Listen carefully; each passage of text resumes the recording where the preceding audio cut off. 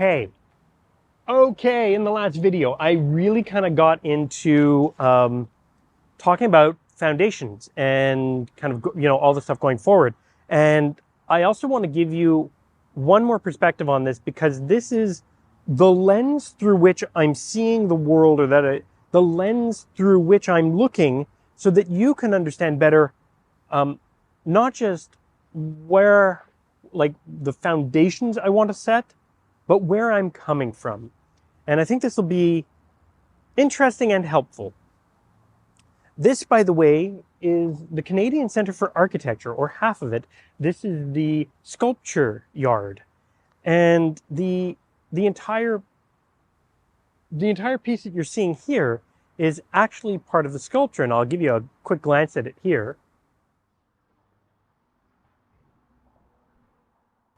It's kind of cool, isn't it? This was a really special place for Sam and I really wanted to film this one here because it's really important. Because I want to talk about Memento Mori. It's something that medieval monks used to greet each other with, and it translates from the Latin to remember your death. And a lot of people find that like really morbid. And you can go online and find Memento Mori calendars, or you can find things that you count down the number of weeks left in your life. And people are like, well, that's kind of harsh, isn't it? That's kind of morbid. I only think it's morbid because we have such an unhealthy, as a society, we generally have this really, really unhealthy attitude towards death. It used to be that you were born in the home, you would die in the home, you were laid out to rest in the parlor, and your wake would happen at home. And death was a natural part of life. It was rather unavoidable. Well, it is unavoidable, but it wasn't sterile and detached and institutionalized. And that's changed significantly. And the idea that, well, no, and you have to kind of get back to life, and death is removed. Where does this bullshit come from? I mean, yes, we institutionalized hospitals and whatnot, and it makes sense to have a certain process for dealing with this.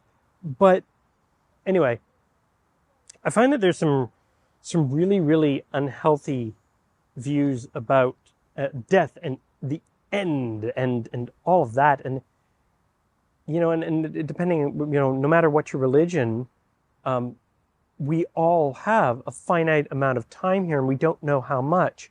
And that's why Memento Mori is so important, because it's about embracing the time you do have and really taking advantage and using it fully, and kind of understanding that you have a limited amount of time to achieve what you want to achieve, and to be clear about what you want to achieve, because you can't achieve everything.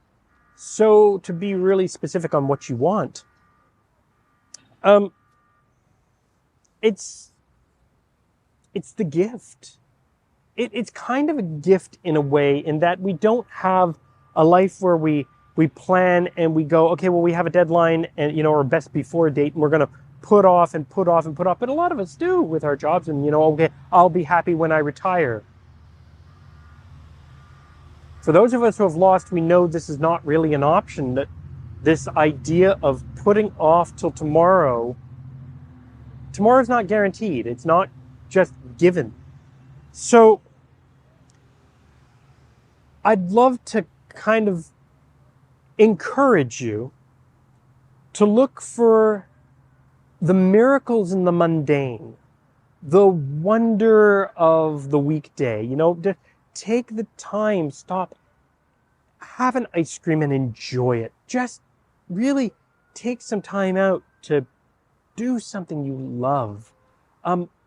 Play your favorite video game. And I really do support video games. I love video games, but not as a form of escapism, but as something to do to be enjoyed.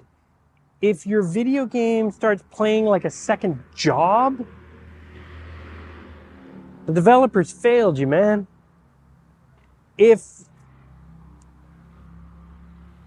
take some time with somebody close to you who you like to be around, a friend, your kids.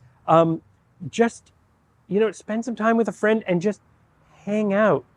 And without feeling guilty, know that you're investing your time into this person or this activity, and that it's worthy because you're choosing to do it, right? And you can choose all of this.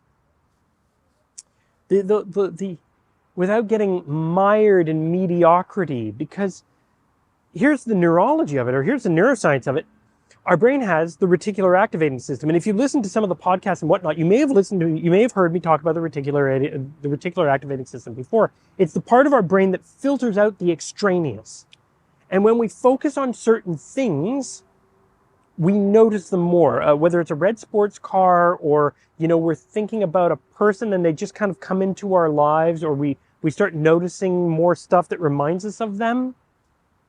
Well, when you look for the everyday miracles, the everyday leadership, you acknowledge the Lollipop Moments. The Lollipop Moments.